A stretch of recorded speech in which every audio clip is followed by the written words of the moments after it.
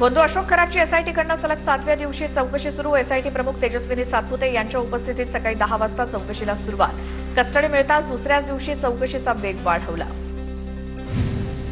खरातच्या form house समोर असलेल्या आंब्याच्या बागेतील विहिरीचा खरातकडनं अघोरी पूजेसाठी वापर केल्याची माहिती।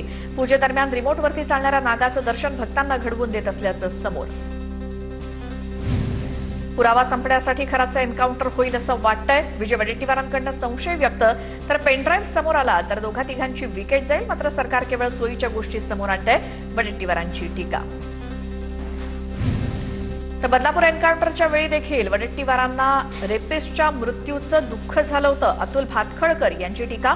खरातच्या एन्काउंटरवरनं वडेट्टीवारांनी शंका उपस्थित केल्यानंतर भातखळकरांचा पलटवार।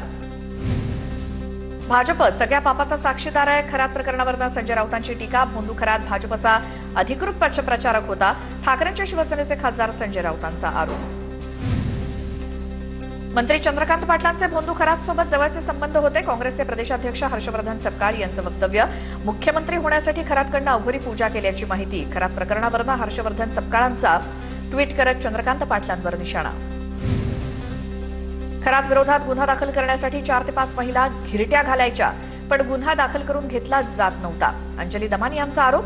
खरातवरती नरबळीचा संशय। अंजली दमानिया यांची प्रतिक्रिया। भोंदूबाबा खरातच्या मुलीच्या लग्नात जयंत पाटलांनी हजेरी लावली होती। जयंत पाटलांचा आमदार दिलीप बनकर, माजी विभागीय महसूल आयुक्त राधाकृष्ण गमे यांचा फोटो समोर। सुनील तटकरे आणि केसरकरांपाठोपाठ जयंत पाटलांचाही फोटो समोर। पुरोगामी जयंत पाटील भोंदूबाबाकडे का गेले? जयंत पाटलांनी खरातकडे रक्तानं अंघोळ केली, पडळकरांचा आरोप। तर ईशानेश्वर मंदिरात जाऊन कोणता प्रयोग केला हे तपासा, पडळकरांचा हल्लाबोल। भोंदू अशोक खरातबाबत प्रश्न विचारताच मंत्री जयकुमार रावल यांचा काढता पाय। भोंदू अशोक खरातच्या ईशानेश्वर मंदिरासाठी 1.5 कोटींचा निधी। माध्यमांनी प्रश्न विचारताच मंत्री रावल उत्तर न देताच निघून गेले। भोंदूबाबाच्या पत्नीसोबत व्यवहार करणं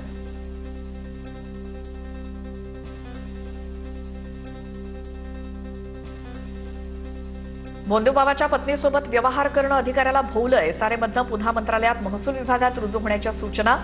एसआरएमधील अधिकारी अभिजित भांडे यांची प्रतिनियुक्ती एकतर्फी रद्द। मंत्रालयात महसूल विभागात तात्काळ रुजू होण्याची सूचना। नाशिकमध्ये सरकारवाडा पोलीस ठाण्यात भोंदू अशोक खरातवरती 7वा गुन्हा दाखल। खरातनं गुंगीचं औषध देऊन अत्याचार केल्याची पीडितेची तक्रार। तर भोंदू खरात 29 मार्चपर्यंत पोलीस कोठडीत। स्वतःला कॅप्टन बनवणारा खरात 10वी नापास। अंकशास्त्र तज्ज्ञ असल्याचा दावा करणारा खरात गणितातच नापास। खरात 2 विषयात नापास असल्याची माहिती समोर। खरातला 10वीच्या परीक्षेत केवळ 35.86% गुण। भोंदू खरातचं इगतपुरी तालुक्यात कनेक्शन असल्याचा संशय। नांदगाव बुद्रुकमधील स्थानिक भोंदूबाबाच्या घरी नेहमी खरात जायचा आणि खरातच्या अटकेनंतर लोकल भोंदूबाबा फरार झाल्याच्या चर्चा। वन्यजीव संरक्षण कायद्याअंतर्गत भोंदू खरातवरती कारवाई करावी। अंधश्रद्धा निर्मूलन समितीचे राज्य कार्यवाहक कृष्णा चांदगुडेंची मागणी। वन्यजीवांची तस्करी करून त्याचा जादूटोण्यासाठी वापर होत असल्याचा संशय। भोंदू अशोक खरातच्या ईशानेश्वर मंदिरासाठी 1.5 कोटींचा निधी मंजूर करण्यात आला होता। युती सरकारच्या काळातील 2018 सालचा GR समोर। तत्कालीन पर्यटन मंत्री जयकुमार रावल यांच्याकडनं 1.5 कोटींचा निधी मंजूर। सार्वजनिक बांधकाम विभागानं मंदिराचं काम पूर्ण केलं। जादूटोणा विरोधी कायदा अधिक प्रभावी करावा। अंधश्रद्धा निर्मूलन समितीचे माजी अध्यक्ष अविनाश पाटलांची मागणी। धर्मांध संघटना आणि नेत्यांकडनं जादूटोणा विरोधी शासकीय समिती रद्द करण्याचा घाट। अविनाश पाटील यांचा आरोप। राष्ट्रवादीच्या महिला संघटनेत रुपाली चाकणकरांविषयी तीव्र नाराजी। चाकणकरांना महिला प्रदेशाध्यक्षपदावरून हटवण्याची मागणी। नाशिकमधील पदाधिकाऱ्यांची सुनेत्रा पवारांकडे पत्राद्वारे मागणी। सुनील तटकरे बोलत नाहीत तोपर्यंत चाकणकरांवरती कारवाई होणार नाही। वडेट्टीवारांचं वक्तव्य। तर चाकणकरांच्या महिला प्रदेशाध्यक्ष पदाबाबत तटकरे आणि पटेल ठरवतील, वडेट्टीवारांची प्रतिक्रिया। देवगिरीवरती राष्ट्रवादीच्या आमदारांची बैठक संपन्न। मकरंद पाटलांनी सातारा प्रकरणाची सुनेत्रा पवारांना माहिती दिली। सुनेत्रा पवारांनी बैठकीत सातारा आणि खरात प्रकरणावर नाराजी व्यक्त केली। सूत्रांची माहिती। भोंदू खरातच्या ईशानेश्वर मंदिराच्या उजव्या बाजूला 3 अग्निकुंड, होम आणि विविध धार्मिक विधीसाठी वापरण्यात आली होती कुंड। तर अर्धवट जळलेले नारळ, होम हवनासाठी लागणारं साहित्य जळलेल्या अवस्थेत अग्निकुंडामध्ये विविध धार्मिक आणि अवघरी पूजा करत असल्याची शक्यता। सोलापुरात भोंदूबाबा अशोक खरातच्या विरोधात मनसे आक्रमक. खरात विरोधात मनसेकडनं जोरदार निदर्शनं. खरातच्या प्रतिमेला शेण खाऊ घालत निषेध.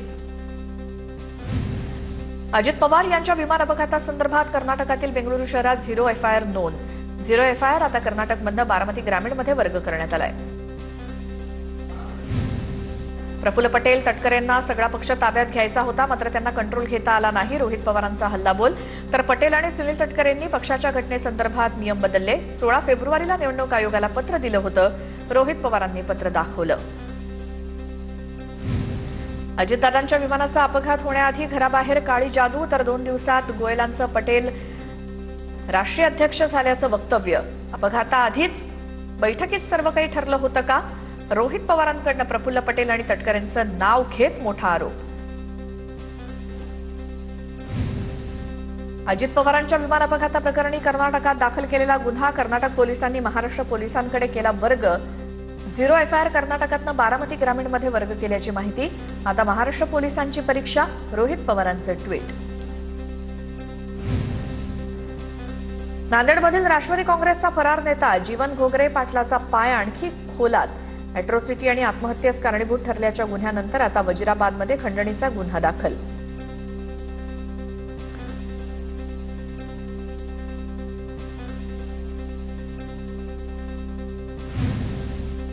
उद्धव ठाकरेंनी शिंदेंना पदं दिली होती. ती पदं दिली नसती तर 50-50 कोटी यांना देता आले असते का? राऊतांचा सवाल. तर शिंदेंच्या मनात ठाकरेंविषयी कृतज्ञता असेल. उद्धव ठाकरेंच्या निरोप समारंभावेळी शिंदेंनी केलेल्या भाषणावर राऊतांची प्रतिक्रिया. उपमुख्यमंत्री शिंदेंनी रात्री शिवसेनेच्या सर्व आमदार आणि मंत्र्यांची बैठक घेतली. बैठकीला दादा भुसे, आबिटकर, उदय सामंत, सरनाईक उपस्थित होते. बैठकीत सातारा जिल्हा परिषद प्रकरणावरून शिंदेंनी चर्चा केल्याची माहिती. कोकण रेल्वेचं भारतीय रेल्वेत विलिनीकरण करा. राष्ट्रवादीचे रायगडचे खासदार सुनील तटकरेंची लोकसभेत मागणी. रेल्वे मंत्र्यांनी आश्वस्त केलं, मात्र राज्य सकारात्मक भूमिका घेत नाही. केंद्र सरकारनं हस्तक्षेप करून याचा निर्णय घ्यावा. तटकरेंची माहिती. संघाच्या प्रारूप रचनेमध्ये बदल. भौगोलिक रचना आता प्रांताऐवजी विभाग स्वरूपात राहणार. महाराष्ट्रात राष्ट्रीय स्वयंसेवक संघाचे 4 प्रांताऐवजी 7 विभाग राहणार. शाखावाढीसोबतच संघाकडनं तरुणांशी संपर्क वाढवण्यावरती भर. जालना जिल्ह्यातील टोमॅटो उत्पादक शेतकऱ्यांवरही युद्धाचा परिणाम. टोमॅटोची निर्यात थांबली. भाव मिळत नसल्यामुळे शेतकऱ्याचा संताप. तब्बल 25 क्विंटल टोमॅटो शेतकऱ्यांनी फेकून दिले. ठाण्याच्या मिरची बाजारावर देखील आखाती देशातील युद्धाचा परिणाम. मिरची बाजारपेठेत मिरच्यांच्या दरात 200 ते 300 रुपये प्रति किलोची वाढ. 900 रुपये किलोपर्यंत व्यापाऱ्यांकडून विक्री. जुन्नर तालुक्यात केळी उत्पादक शेतकरी प्रचंड अडचणीत. उत्पादन खर्चही निघत नसल्यामुळे काही शेतकऱ्यांवर केळीच्या पिकातच शेळ्या मेंढ्या सोडण्याची वेळ. आखाती देशांकडे होणारी केळीची निर्यात पूर्णपणे ठप्प झाल्यामुळे बाजारभाव कोसळले. आखाती युद्धाची धग. यवतमाळ जिल्ह्याच्या चुलींपर्यंत. गॅस सिलेंडर मिळवण्यासाठी गावकऱ्यांच्या एजन्सीच्या गोडाऊन समोर मुक्काम.